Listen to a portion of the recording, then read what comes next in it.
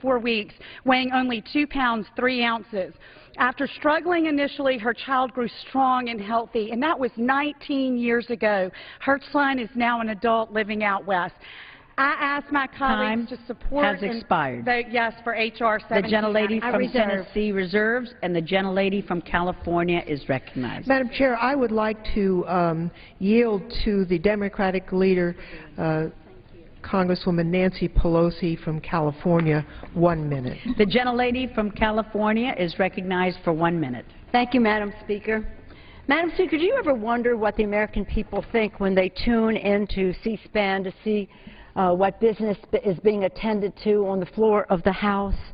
Do you ever wonder what the American people think when they're saying what is happening to create jobs, what is happening to agree to a budget that will promote growth, reduce the deficit for our country? What is happening to make progress for the American people? Do you ever wonder about that when they tune in and see debate on bills that are going no place? Do they think, well, here it is, just another day in the life of the Republican-controlled Congress. Another day without a jobs bill, another day without a budget agreement, another day ignoring the top priorities of the American people by the Republican majority. Our constituents have made it clear time and time again we must work together to create jobs, to strengthen the middle class, and to grow the economy. Yet, once again, Republicans refuse to listen. Instead, we are debating legislation that endangers women's health and that disrespects the judgment of the American women and their doctors on how to make judgments about women's health. This bill would deny care to women in the most desperate circumstances, sad and desperate circumstances. It is yet another Republican attempt to endanger women. It is disrespectful to women, it is unsafe for families, and it is unconstitutional. At the start of the Congress, the Republicans take great pride, and we join them in that pride in reading the Constitution, start to finish. It's a great day. It's a great document. But then the Republicans proceed to ignore it. One example, this clearly unconstitutional bill. Each day, Republicans claim they want to reduce the role of government, except when it comes to women's most personal decisions about their reproductive health. Leading groups of medical professionals and experts across the country believe that this legislation is dangerous and wrong. That is the message we have seen from doctors and health care providers who have pointed out that this legislation would put medical professionals in an untenable position when treating women in need. That is the same message we've heard from national religious organizations who have called on us to offer compassion, support, and respect for a woman and her family facing these difficult circumstances. I have a copy of a letter from 16 national religious groups that was sent to Speaker Boehner and to me as Democratic leader, which I wish to submit for the record. Without objection. Thank you, Madam Speaker.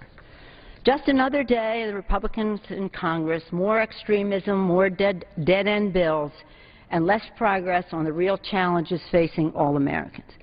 The American people want bipartisanship. They want progress. They don't want obstruction and delaying tactics. Enough is enough. Let's vote no on this dangerous bill. Instead, let's get to work together to work on a fair budget that replaces the across-the-board cuts of the sequester with a plan to create jobs, grow the economy, and strengthen the middle class as we reduce the deficit. Let us act now to put people to work, strengthen the middle class. I say it over and over. Let's discard this assault on women's health and work together to make real progress for the American people. I urge my colleagues to vote no and yield back the balance of my time. The gentlelady from California reserves. Yes. The gentlelady from Tennessee is recognized. Thank you, Madam Speaker. I yield myself 15 seconds. You know, when we talk about what is dangerous and wrong, let me tell you what is dangerous and wrong. condoning the actions of Kermit Gosnell or Doug Carpin or what transpired in New Mexico or what we found out from Delaware or from Virginia or from West Virginia. The House of Horrors goes on and on. At this point, I would like to yield 3 minutes to a member of our House Republican leadership team, the gentlewoman from Missouri.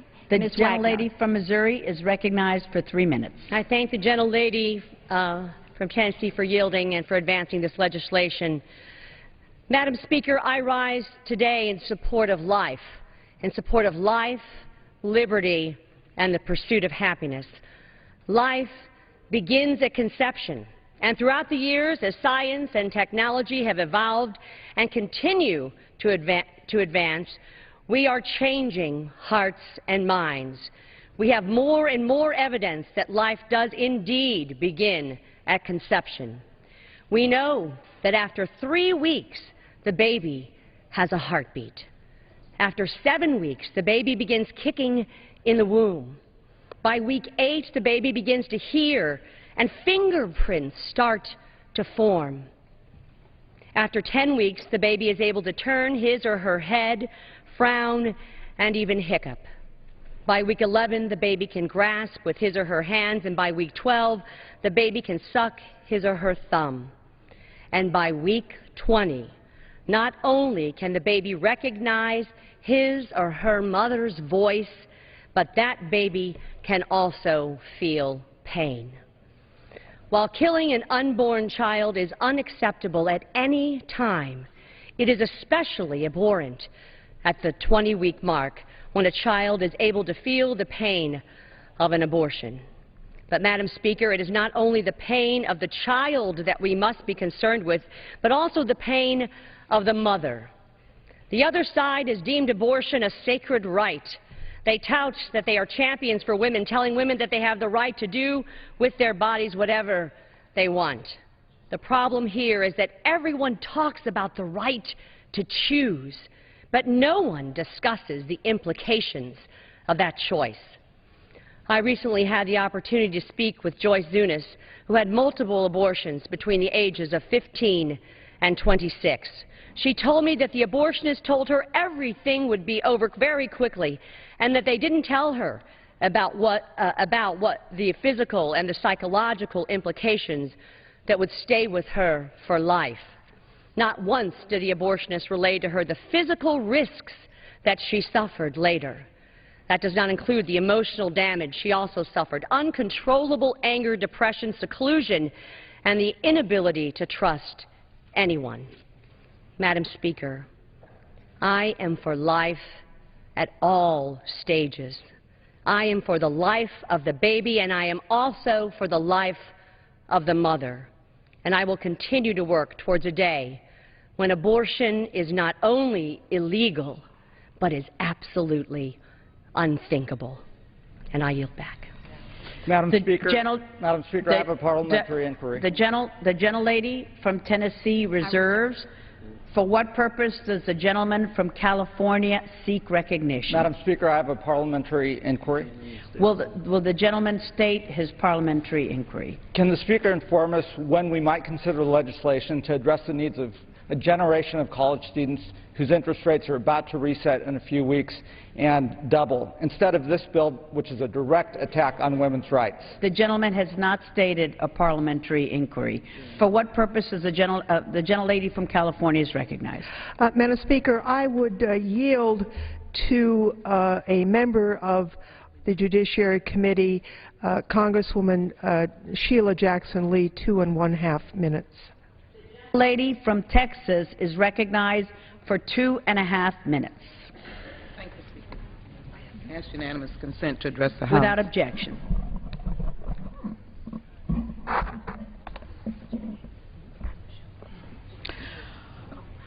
Madam Speaker, and to those who are gathered here today, I've already heard my leader indicate partly why we are here, taking away from the serious work of this place and trying to provide jobs for the thousands and millions of Americans who are unemployed. But I have another question. I want to know why we're on the floor of the House debating a dangerous and inhumane legislative initiative. I also want to know why there are those who would rise presumptuously and arrogantly to suggest they know my heart.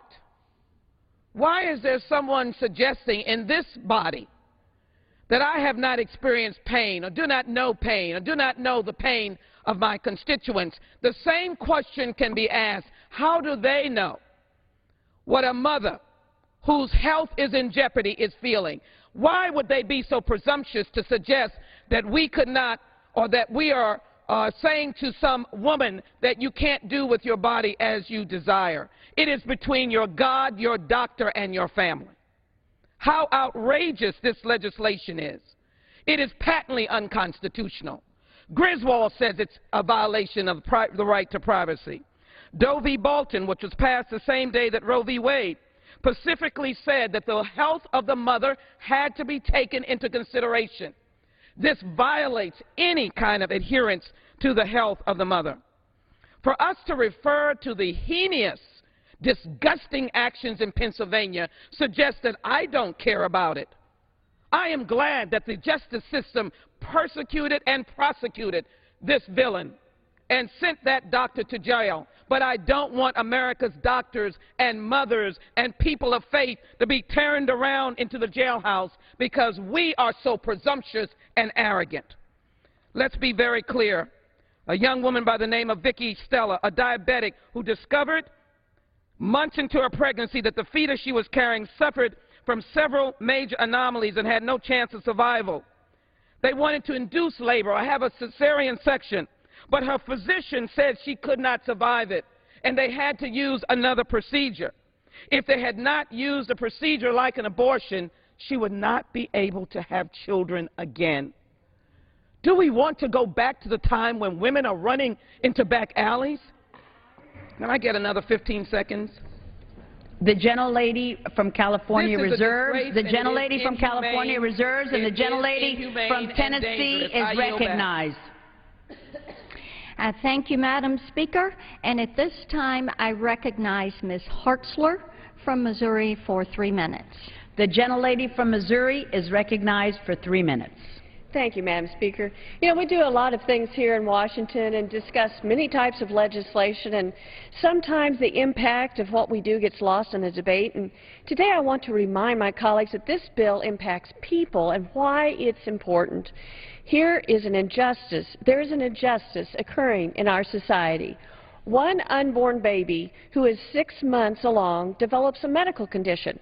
The doctor gives anesthesia in the womb to that baby because it can feel pain, and an operation is conducted to correct the problems so the baby can be brought to full term.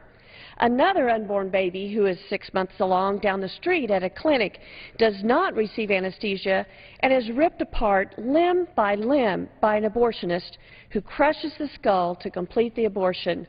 This is wrong.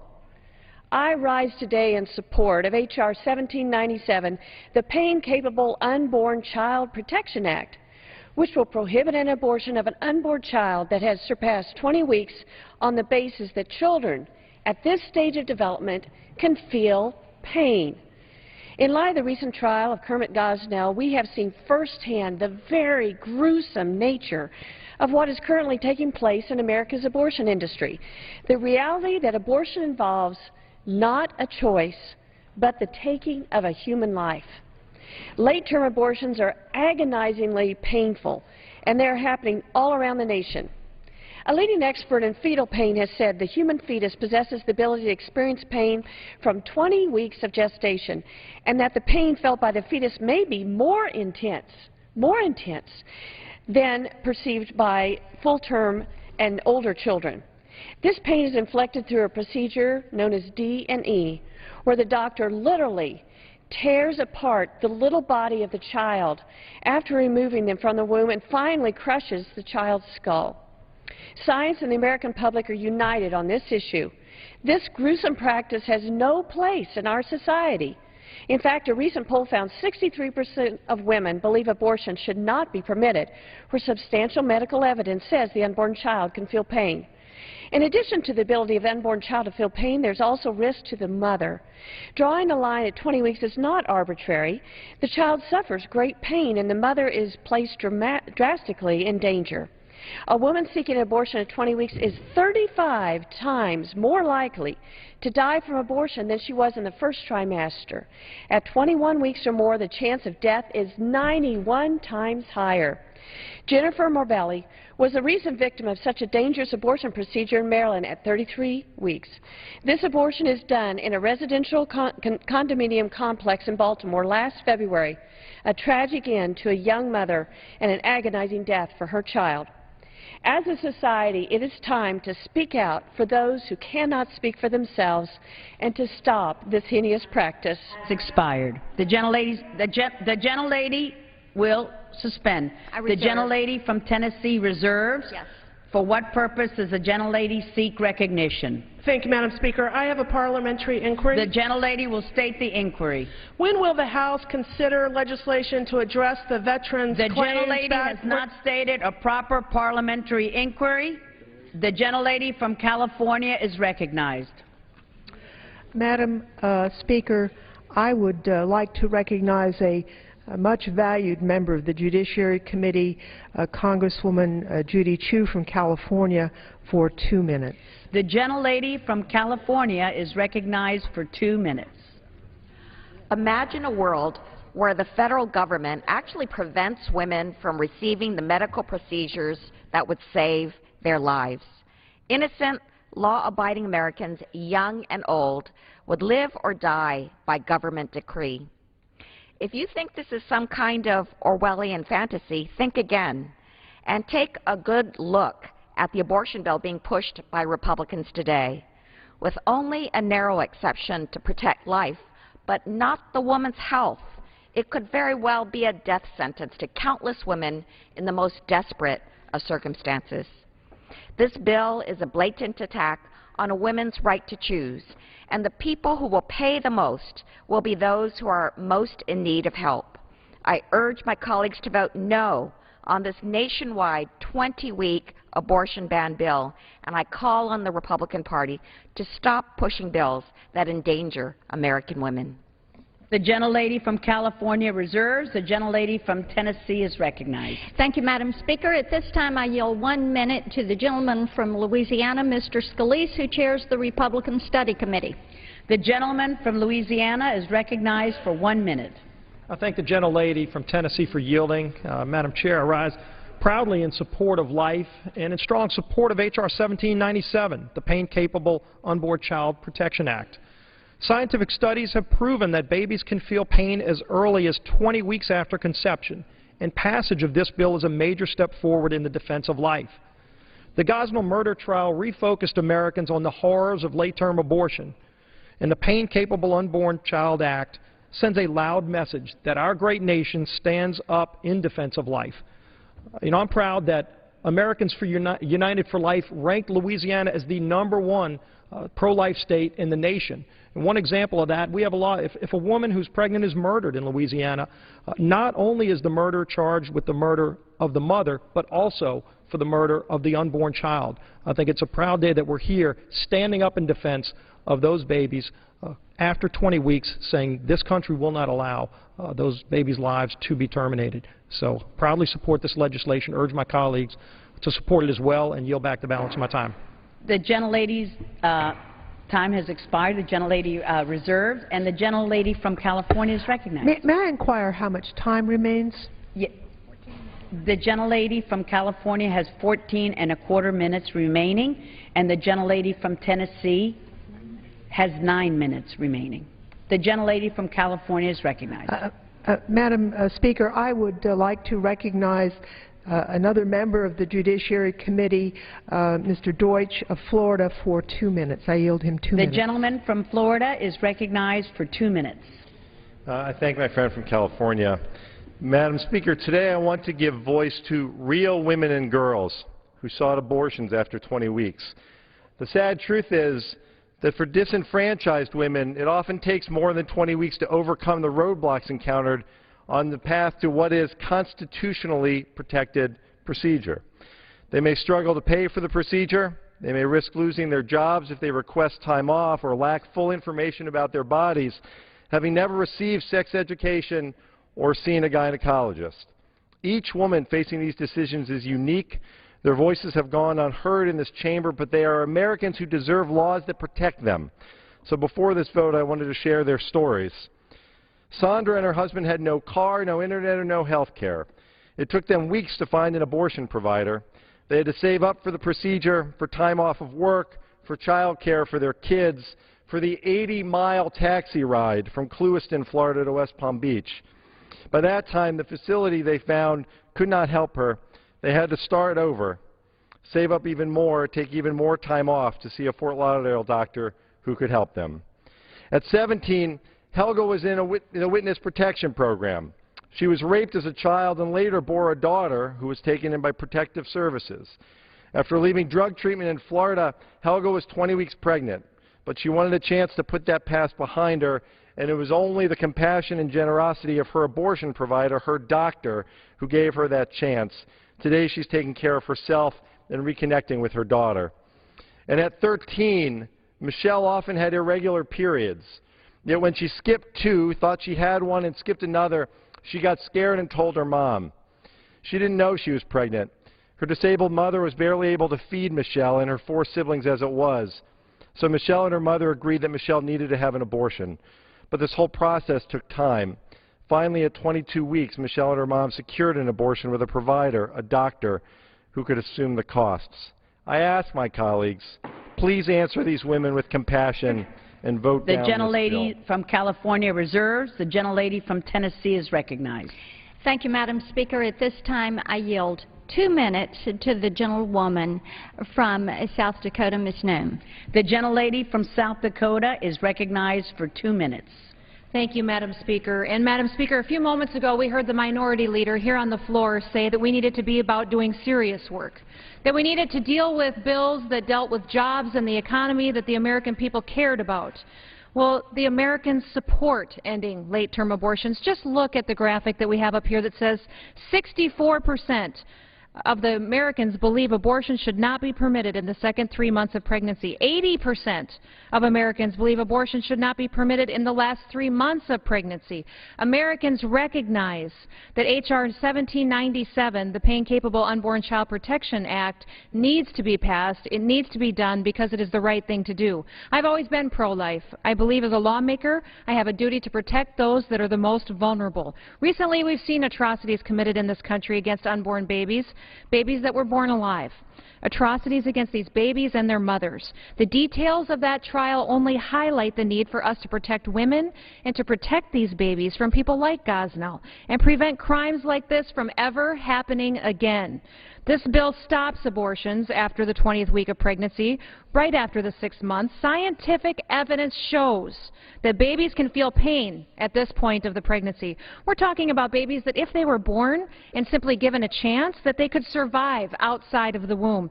They just need a chance.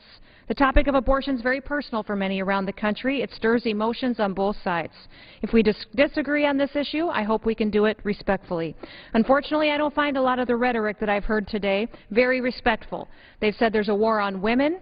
Mrs. Speaker, I am not waging a war on anyone. I'm not waging a war on my 2 daughters or any other woman in this country.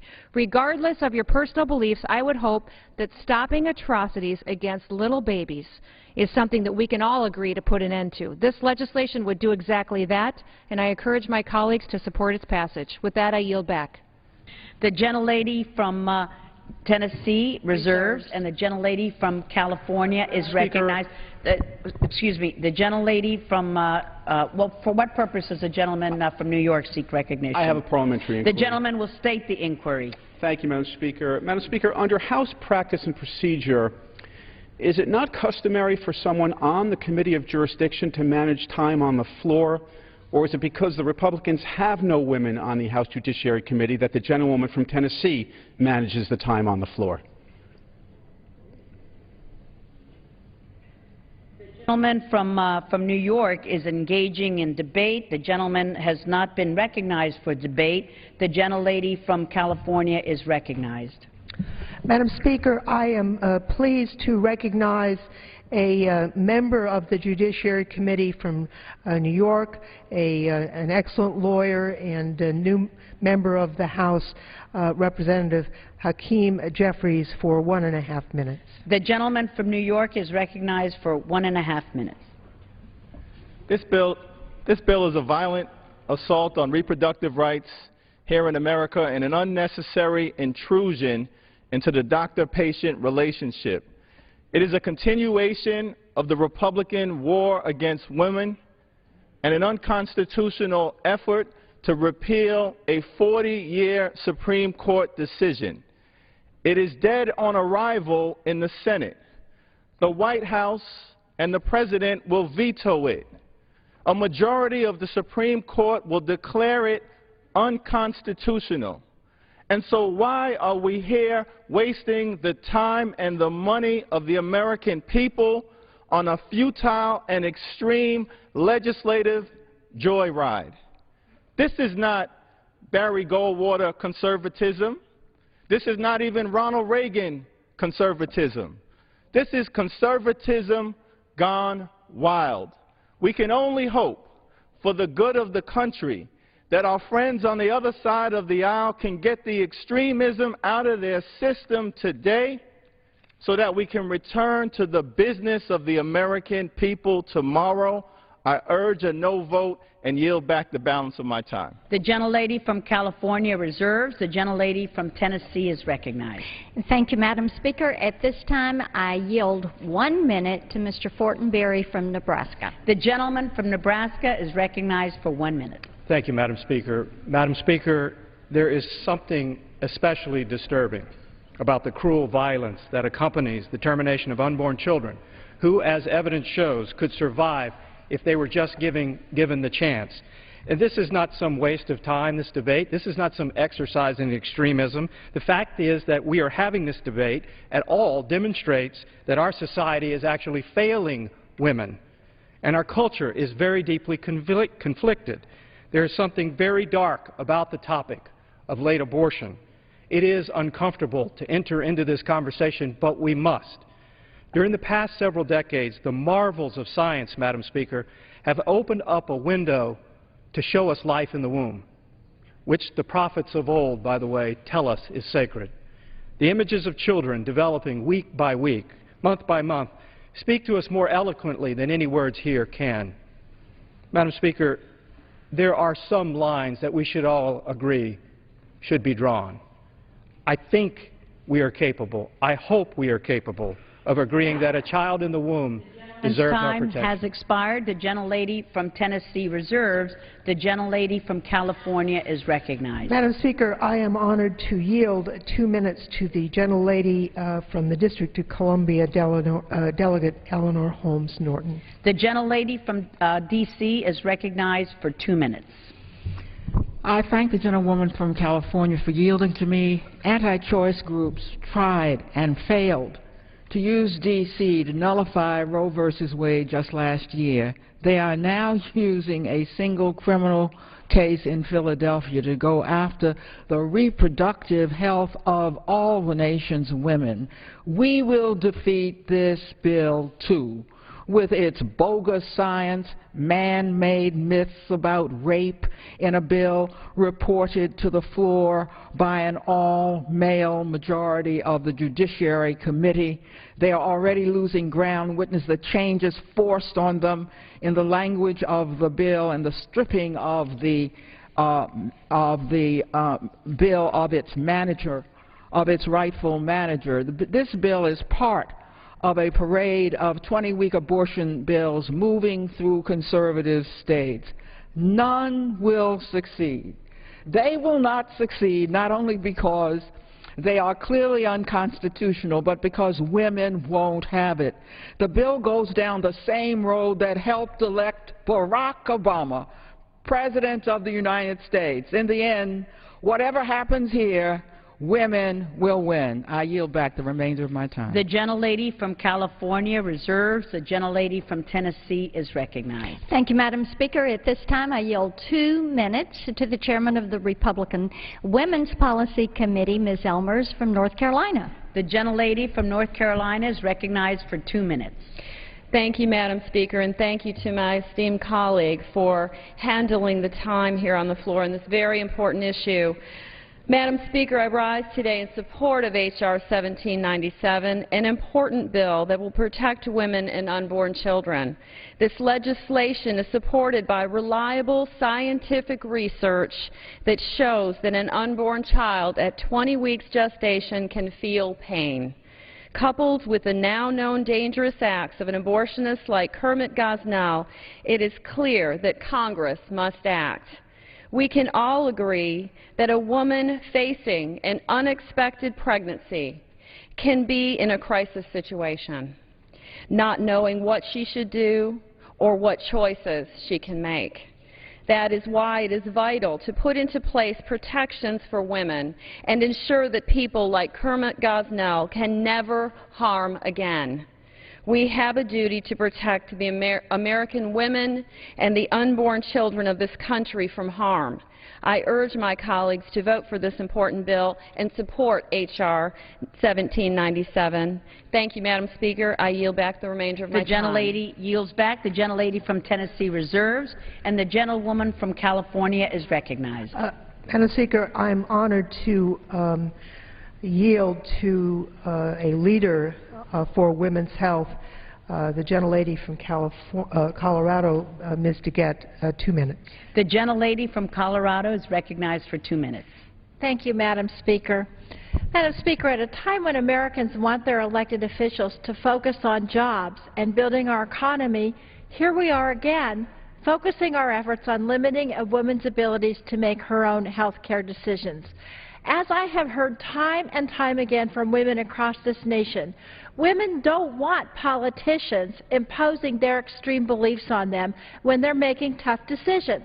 I keep hearing about polls from my colleagues on the other side of the aisle, where here's a poll, we just heard about it today. Congress's popularity is at an all-time low of 10%, and bills like this are exactly why.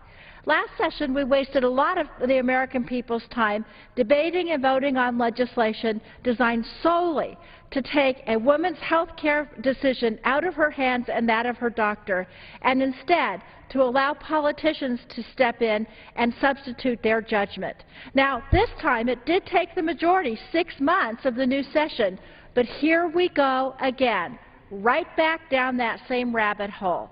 Today, we're voting on another extreme policy that's dangerous to women's health, interferes with the doctor-patient relationship, and is also patently unconstitutional. As introduced, the bill provided no exceptions for victims of rape and incest. But last week, after some of us pointed that out, the bill's sponsors maneuvered to add an attempted exception for rape and incest victims. But even this latest attempt is deeply offensive. The bill now requires a woman to prove that she had reported the rape to authorities in order to have access to a legal medical procedure. Let me say that again. A woman would now have to prove she actually reported the rape to obtain a necessary medical procedure, making her into a two-time victim.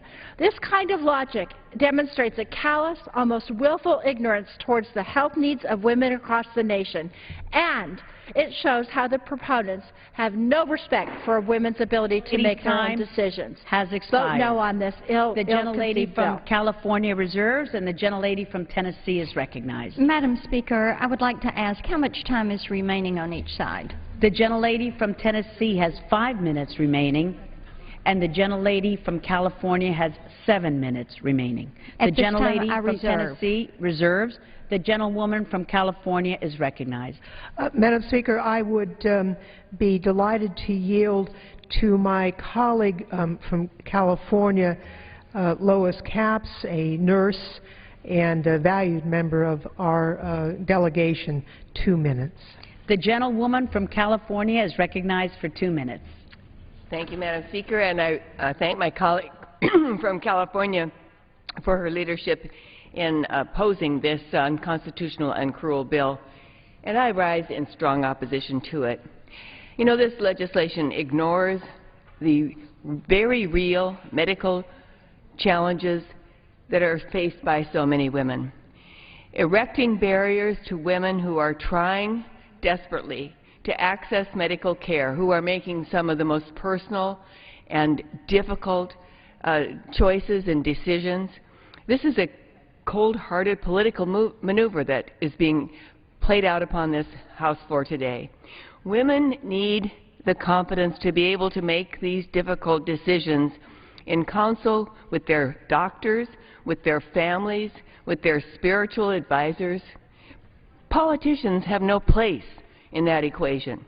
If we really wanted to protect life, let's support efforts to reduce unintended pregnancies, improve maternal health, improve funding for WIC, for early child care, for support for women who are raising children in the most difficult, and families raising children in difficult circumstances. Let us trust women to make decisions that are right for them. And let us show a little compassion instead of offering condescending lectures, as the other side did last month, to a very courageous witness who shared her life story. It is long past time that this Congress learn to trust women to make their own decisions. And I yield back the bell. Gentlelady yields back. The gentlelady from California reserves, and the gentlewoman from Tennessee is recognized. At this time, I would continue to reserve. The gentlelady from Tennessee will reserve. The gentlewoman from California is recognized. Madam Speaker, I am pleased to yield to the gentleman from Massachusetts, a former prosecutor and valued member of our Congress, Mr. Keating, 2 minutes. The gentleman from Massachusetts is recognized for 2 minutes. Thank you, Madam Speaker. For 12 years, I've worked with victims of rape and incest. And for those of you who think that you're carving out an exception for rape and incest, you're not.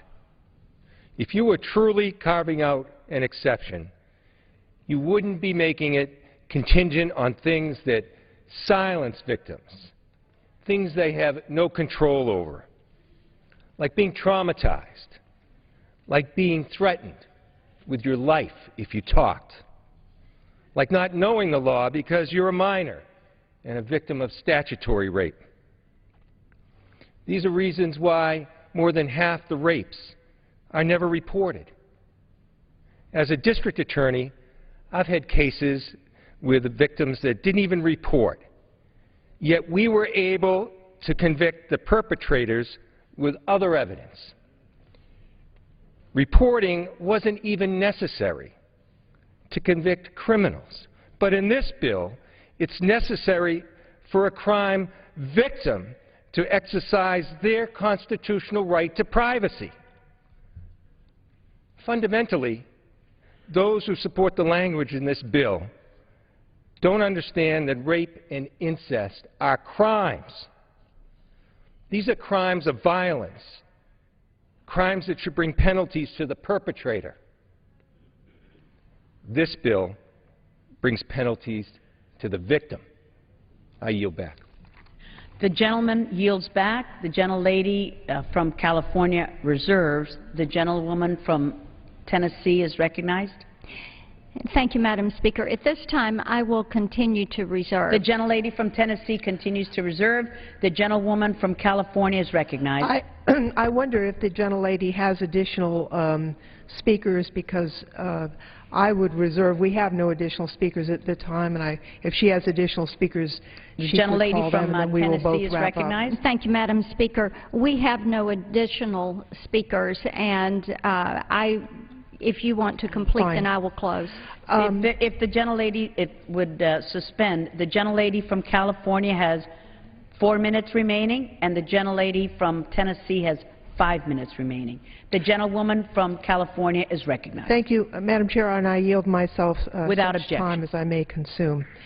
You know, I think this is in many ways a very sad day for this House. As we know, last week there was an uproar in the country relative to a statement that few women become pregnant from rape. That, of course, is not correct. There's no science to report that.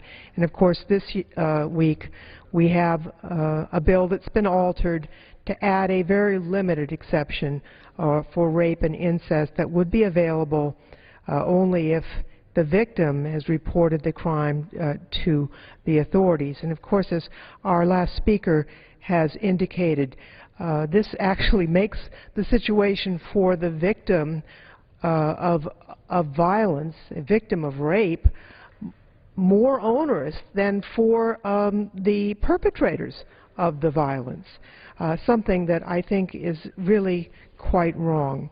The bill attacks the rights of women guaranteed by our Constitution to seek a safe legal procedure when they need it. Now, I have 2 children. I was thrilled when I became pregnant. Most women are thrilled and look forward to a safe childbirth. But for some, pregnancy can be dangerous. And the restrictions that are imposed in this bill that do not have adequate health exceptions can endanger these women. At the subcommittee, we heard from a witness, a professor at George Washington University, Ms. Christy Zink, about her story. She courageously told her story of seeking abortion care after her much-wanted pregnancy was diagnosed with severe fetal anomalies at the 21st week. In fact, an anomaly that would mean that the much-wanted child would not survive, and that in fact her health could be compromised had she proceeded. Under this bill, she would not have the opportunity to preserve her own health. She would be required to carry a non-viable fetus to term. And I just think that's wrong. I don't think that's something that the country is asking the Congress to do. You know, the idea that the exception for incest only applies to those under 18 is another mystery. If a girl is molested and raped by her father at age 18, is she less worthy of the protection of her health and the right to get abortion care than her sister at age 17? I think not. It simply makes no sense at all for that provision. And I'd like to comment also briefly on the repeated discussion of Dr. Kermit Gosnell. He is a monster. There is no one that I have heard in this Congress or in this country who defends what Dr. Gosnell did. In fact, he's in prison serving a double life sentence for murder. What he did was illegal, in addition to being abhorrent in every way. We don't need to change the law to put someone like Dr. Gosnell behind bars. In fact, he's behind bars right now.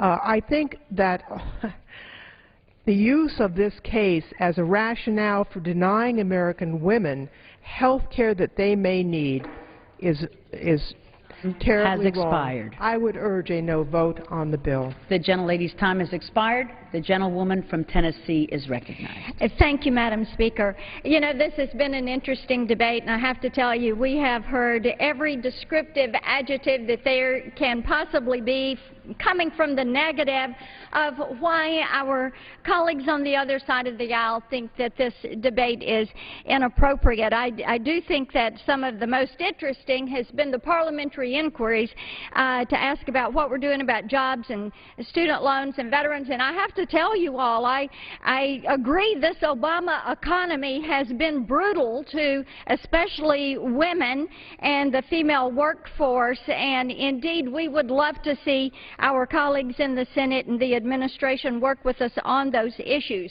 But let me refocus us on why we are here. We are here because it is imperative that we take an action and that we address these Gosnell-like abortions. We have stood on the floor today and we have talked about what transpired with the conviction of Kermit Gosnell in Philadelphia, 21 felony counts, performing illegal abortions beyond the 24-week limit, manslaughter for the death of a woman seeking an abortion at his clinic, 3 counts of killing babies born alive, and dozens of other heinous crimes. We have heard about how the necks are snipped, the heads are punctured.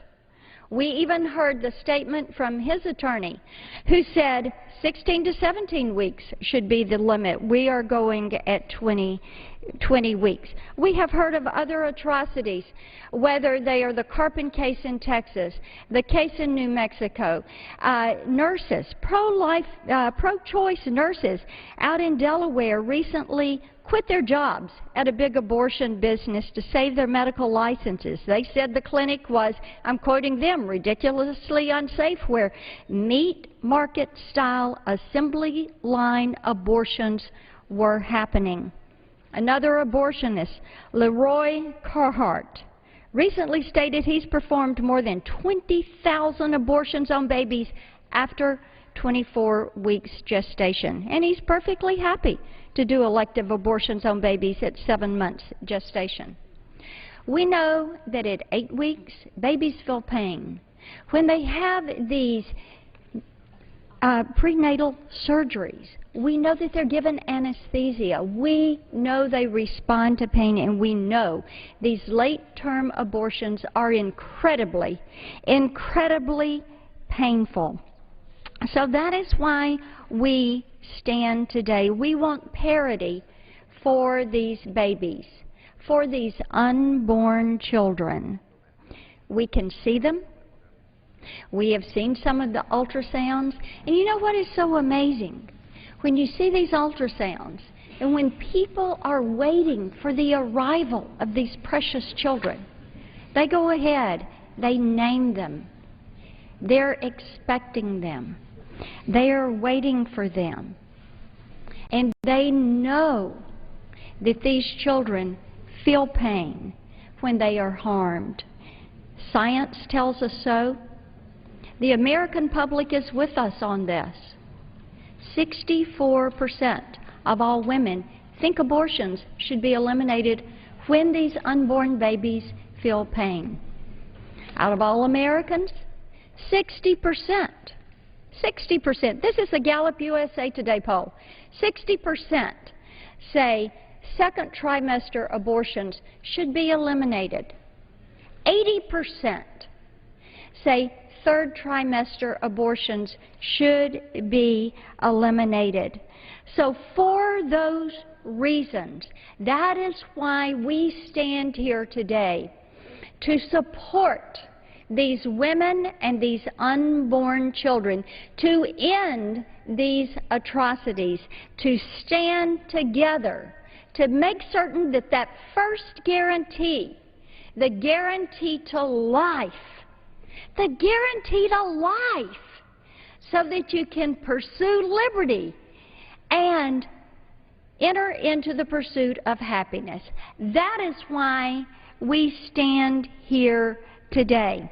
Madam Speaker, I've been honored to work with my colleagues. I know some don't like the fact that a former Judiciary Committee member has come to the floor to handle this bill. I've been so honored to be joined by so many pro-life women as we have discussed this issue, as we have come together to stand for this. I yield the balance of my time. The gentlelady's time has expired. All time for debate has expired. Pursuant to House Resolution 266, the previous question is ordered on the bill as amended. The question is on engrossment and third reading of the bill. Those in favor say aye. Those opposed, no. The ayes have it. Third reading. Bill to amend Title 18, United States Code, to protect pain-capable unborn children in the District of Columbia and for other purposes. The question is on the passage of the bill. Those in favor say aye. Those opposed, no. The ayes have it. The bill is passed.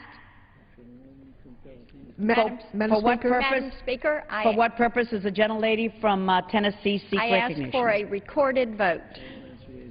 The gentlelady asks for the yeas and nays. The yeas and nays are requested. Those favoring a vote by the yeas and nays will rise.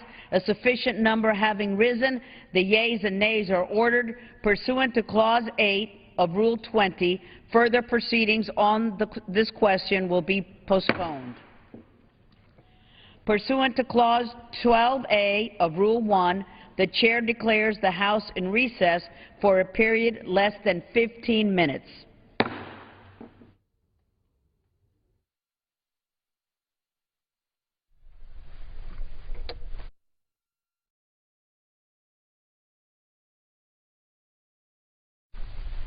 The House wraps up its debate on a bill that would ban abortions after 20 weeks.